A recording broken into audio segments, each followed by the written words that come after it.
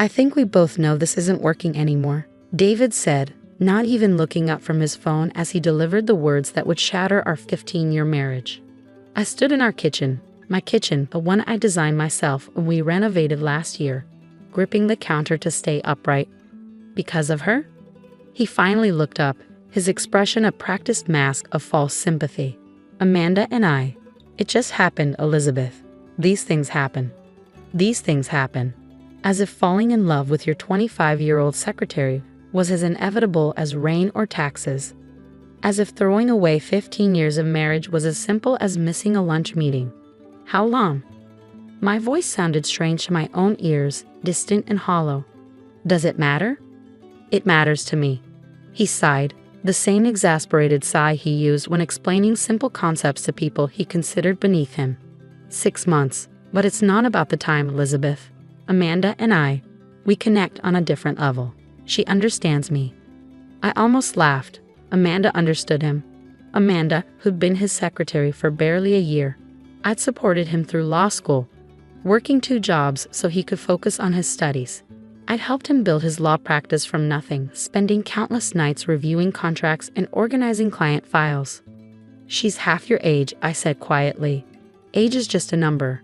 He stood up, straightening his designer tie, the one I'd given him for his last birthday. I've already talked to Kyle about the divorce. He'll have papers drawn up by Monday. Kyle, his best friend and the firm's top divorce attorney. Of course, David would have already arranged everything. He'd probably been planning this for months, moving pieces into place while I decorated our house and planned our future. I'll be staying at Amanda's place, he continued, as if discussing a minor schedule change. Take whatever time you need to, sort things out here. Sort things out, like I was organizing a messy closet instead of picking up the pieces of my shattered life.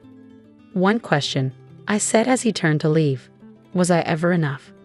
He paused at the door, and for a moment I saw a flicker of something in his eyes. Guilt? Regret? But it vanished quickly, replaced by that practiced lawyer's neutrality. You're just, different people want different things, Elizabeth. Amanda's more, he gestured vaguely, dynamic, career-focused. I stood there long after he left, staring at the life we'd built together. The kitchen where I'd taught myself gourmet cooking because he loved fine dining. The living room where I'd hosted countless dinner parties for his clients. The office where I'd helped him build his practice into one of the city's top firms. Everything in this house screamed of the life I'd put on hold to support his dreams. My phone buzzed, a text from my best friend Maria.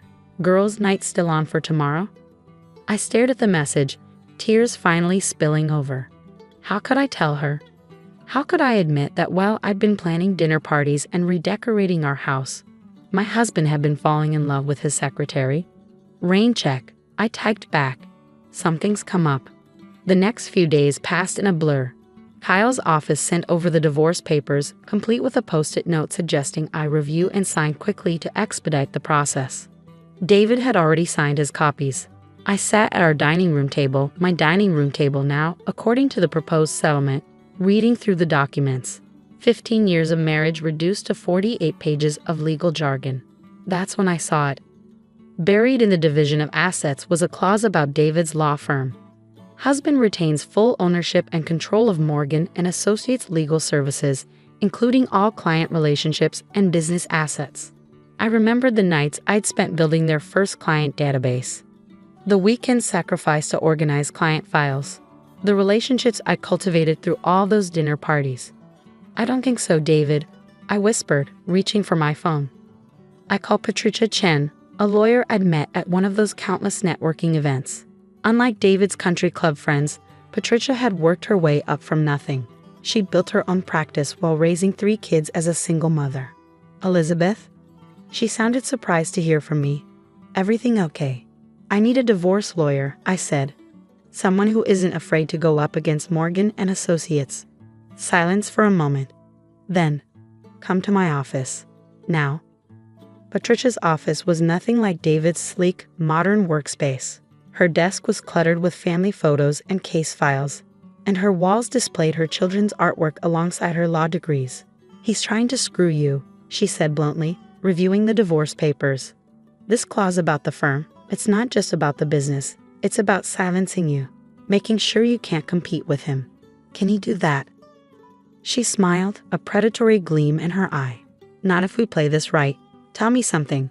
How much of the firm's success is because of you? I thought about it. I built their entire client management system, organized their filing system, most of their major clients. I cultivated those relationships through networking events and dinner parties. And did you ever receive compensation for this work? No, I was his wife. It was just expected. Patricia leaned forward. Elizabeth, you weren't just his wife. You were an unpaid consultant who helped build a multi-million-dollar law firm. And now we're going to make him pay for that. The legal battle that followed was brutal. David was shocked when I contested the settlement, even more shocked when I demanded compensation for my years of uncompensated work. Kyle tried to paint me as a bitter housewife seeking revenge, but Patricia was better. She had documentation, emails, party plans, client testimonials, evidence that I'd been instrumental in building the firm's success. In the end, David and Kyle had to settle. I walked away with $2 million and, more importantly, no restrictions on my future business ventures. What now? Patricia asked after the final papers were signed. I looked around her office at the organized chaos that somehow worked perfectly, so different from David's sterile corporate environment. An idea started forming. How much would it cost to start a consulting firm? I asked. Specializing in law firm management and client relations? Patricia's eyes lit up. With your settlement money, you could build something significant. But, she hesitated, you'd be competing with David's firm. No, I smiled.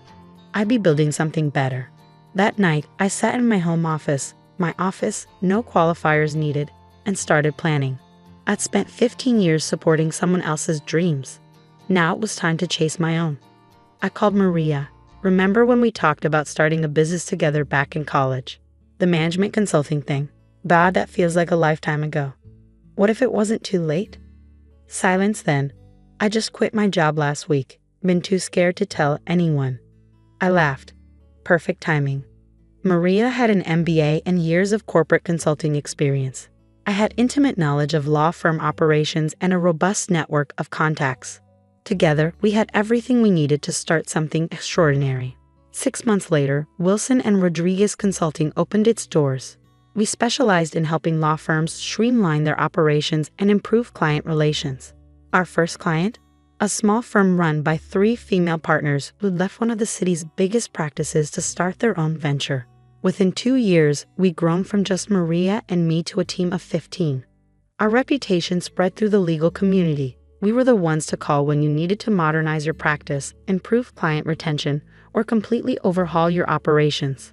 I rarely thought about David anymore. Through mutual friends, I heard he'd married Amanda 6 months after our divorce was finalized. They posted perfectly staged photos on social media, charity galas, vacation selfies, #blessed life updates. Then came the day that changed everything. Elizabeth? Maria poked her head into my office. You need to see this. She handed me a resume, freshly printed and professionally formatted. The name at the top made my heart stop. Amanda Morgan. She applied for the senior client relations position. Maria said quietly, her interview is scheduled for next week. I stared at the resume, noting how she listed her current job. Office manager at Morgan & Associates. So she'd gotten a promotion from secretary. How progressive of David. Does she know? I asked. That I own the company? No, Maria smiled wickedly. We operate under the parent company name. Most applicants don't realize you're the CEO until they're hired. I looked at Amanda's perfectly curated resume, remembering David's words from so long ago. Amanda was more dynamic, more career-focused. Keep the interview scheduled, I said, but move it to the executive conference room. I think it's time to show just how career-focused I've become. The morning of Amanda's interview, I arrived at the office early. Our headquarters now occupied 3 floors of a downtown high-rise. A far cry from the small office we'd started in 5 years ago. Everything's ready, Maria announced, walking into my office with 2 coffee cups. The executive conference room is set up. Amanda Morgan's scheduled for 10 a.m. I took the coffee she offered, inhaling the familiar aroma. How many interviews has she gone through so far? 3. First with HR, then with the department head, finally with our senior team. Everyone says she's qualified, but Maria hesitated. But there's something off. She's polished professional, but there's this undertone of entitlement. Like she expects special treatment. I smiled grimly. Interesting. Did she mention her connection to Morgan and Associates? Only that she's their office manager. No mention of being married to the owner.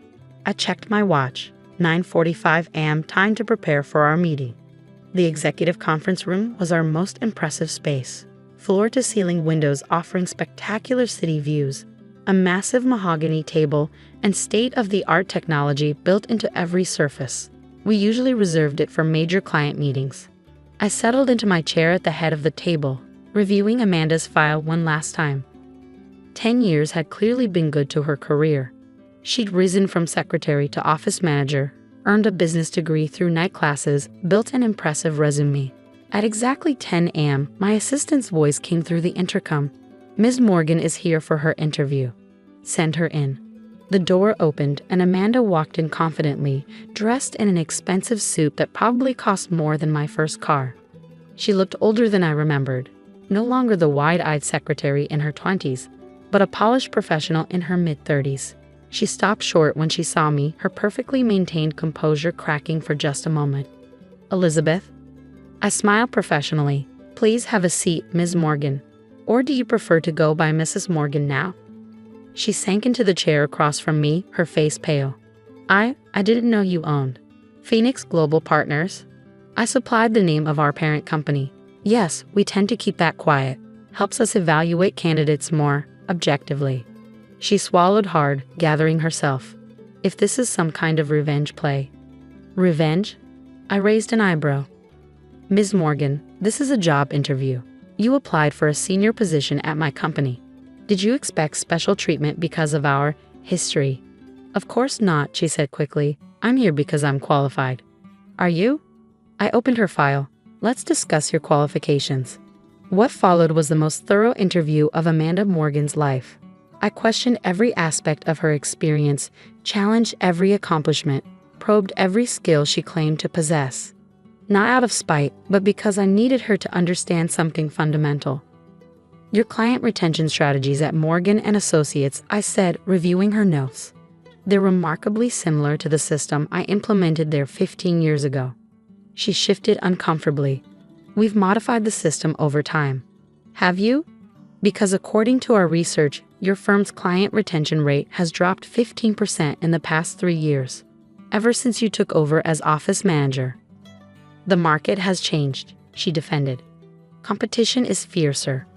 Our client retention rate, I cut in smoothly, has increased 20% year over year. Would you like to know why? She didn't respond. Because we innovate, we adapt. We don't just maintain old systems and expect them to keep working. I closed her file. Tell me something, Amanda. Why did you really apply for this position? She took a deep breath. I want to grow.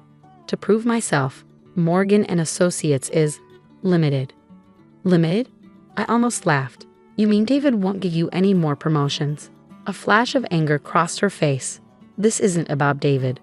No, I leaned forward. Then let's talk about what it is about. 10 years ago, you were the young, dynamic secretary who understood David better than his wife ever could. Now you're approaching 35, stuck in a middle management position, watching your husband mentor new, younger secretaries. Her face flushed. That's not. Tell me, I continued relentlessly. Does he still say you're more career-focused than his ex-wife? Does he support your ambitions the way he promised he would? Or has he started suggesting that maybe you should think about starting a family, stepping back from work? Tears welled in her eyes. You don't know anything about my marriage. Actually, I do, because 10 years ago I was you. Well, an older version of you. The supportive wife who put her own dreams on hold to help build his practice. Until something younger and more dynamic came along. She stared at me, really seeing me for the first time. Why are you doing this? Because you need to understand something. I stood up, walking to the window. Success, real success, doesn't come from attaching yourself to powerful men. It comes from building something of your own. Is that what this company is? She asked quietly. Your revenge. I turned back to face her. No, Amanda. This company is my redemption. My proof that I was always more than just David Morgan's wife. I sat down again. The question is, who are you without him? Silence fell between us, heavy with unspoken truths. Finally, she spoke. I did love him, you know. I'm sure you did, I replied softly. But love isn't enough when you're with someone who sees you as an accessory rather than a partner. She wiped her eyes carefully, trying not to smudge her makeup. So I didn't get the job. Actually, I pulled out another file you did. Her head snapped up. What? Your qualifications are solid. Your references, except for the obvious ones, are excellent. And most importantly, you have something invaluable. Perspective. I don't understand. I smiled. We're opening a new division next month, specializing in helping professional women transition from supporting roles to leadership positions. Who better to help lead it than someone who understands exactly what they're going through? She stared at me in disbelief. You're offering me a job? After everything? I'm offering you a chance to be more than David Morgan's wife. To build something meaningful. I slid a contract across the table. The salary is competitive. The work will be challenging. And yes, you'll have to deal with the awkwardness of working for your husband's ex-wife. But you'll also have the opportunity to help other women avoid the traps we both fell into. David won't like it, she whispered. No, I agreed. He won't. But that's not your problem anymore, is it? She picked up the contract with trembling hands. Why are you really doing this? Because 10 years ago, I thought losing David was the end of my story. Instead, it was the beginning. Maybe it's time for your new beginning too. 2 weeks later, I sat in my office reviewing quarterly reports when Maria burst in grinning. You have to see this. David just arrived in the lobby. I checked the security feed on my computer. Sure enough, there was David Morgan, looking considerably older than the last time I'd seen him, demanding to speak with me. Should I have security remove him? Maria asked. No, I smiled. Send him up. David stormed into my office moments later, his face red with anger. What the hell do you think you're doing? Running my company, I replied calmly. Did you have an appointment? You hired my wife. I hired a qualified professional who happened to be your wife. Unless you're suggesting Amanda isn't qualified. He ran a hand through his graying hair, a nervous gesture I remembered well. This is a trick, some kind of revenge scheme. David, I cut him off. Not everything is about you. Amanda applied for a position. She interviewed. She accepted our offer. The fact that it makes you uncomfortable is irrelevant. I won't allow it. I stood up slowly. Allow it? She's your wife, David, not your property. Just like I wasn't your property 10 years ago. This is different. No, it's exactly the same. Except this time, the woman you're trying to control has someone in her corner. Someone who understands exactly what it's like to be married to David Morgan. He stared at me, really seeing me perhaps for the first time in years. You've changed. Yes, I agreed, I have, and soon Amanda will too. That's what scares you, isn't it? The thought of your wife becoming something more than just Mrs. David Morgan. He turned to leave, then paused at the door. You'll regret this. No, David. The only thing I regret is not doing it sooner. After he left, Maria came in with 2 glasses of champagne. Well, that was entertaining. I took a glass, clinking it against hers. To new beginnings. And old endings, she added. I looked out at the city skyline, thinking about paths not taken and dreams deferred. 10 years ago, I thought I was losing everything. Instead, I found myself. My phone buzzed. A text from Amanda. David just left. He's furious. Thank you for not backing down. I typed back, welcome to the first day of your real career. Later that evening, as I prepared to leave the office, I passed the photos hanging in our reception area. Our team, our achievements, our growth over the years. Each one told a story of someone who'd chosen to become more than what others expected of them. Tomorrow, we'd start helping another woman write her own story. And somewhere in the city, David Morgan would finally understand what he'd lost all those years ago. Not just a wife, but a woman who was always destined to become so much more.